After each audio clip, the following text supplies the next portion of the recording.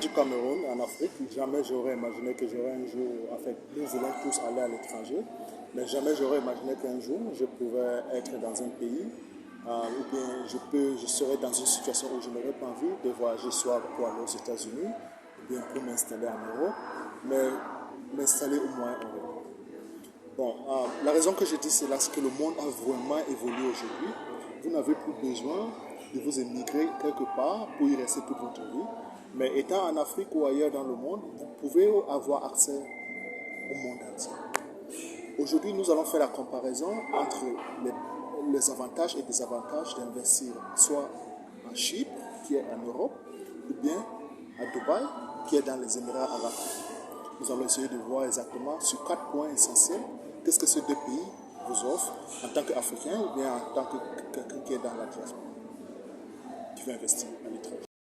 Maintenant, Dubaï, quels sont les avantages d'investir à Dubaï plutôt qu'en Chypre? De 1, dès que vous faites un investissement de 204 000 $ à Dubaï, ça vous donne droit à un visa de 2 ans qui est renouvelable indéfiniment pour vous et votre famille. Si vous faites un investissement de 550 000 $ minimum, vous avez droit au Golden Visa, qui est le visa d'or, qui vous donne la résidence de 10 ans que vous pouvez résider à Dubaï et c'est renouvelable aussi.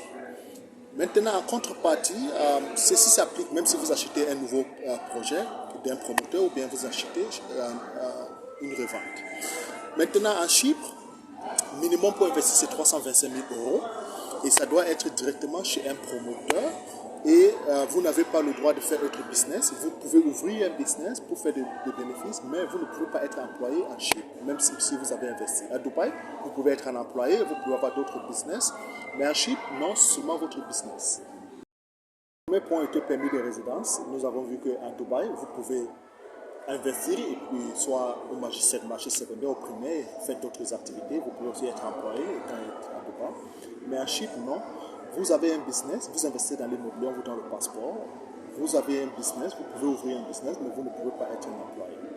Aussi, l'avantage de Chypre, c'est que ça vous donne accès à l'Europe.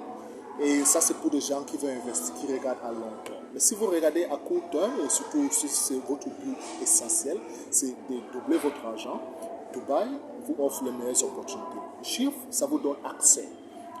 Vous aurez le passeport et puis vous pouvez accéder en Europe. Autre point, c'est qu'à Dubaï, on s'en fout de savoir d'où votre argent vient, du moment où vous pouvez le prouver légalement que ça vous appartient. En Chypre, non. Vous devez déposer un minimum de 330 000 € dans une banque chypriote. Vous devez déposer 30 000 € dans une banque chypriote et vous devez laisser ce montant là-bas pendant 3 ans. Aussi, pour votre épouse, vous devez ajouter, si votre épouse aussi est ajoutée dans votre dossier, vous devez ajouter 5 000 €. Et pour chaque enfant que vous allez ajouter dans votre dossier, 5 000 € aussi. Maintenant, nous allons parler un peu de taxes.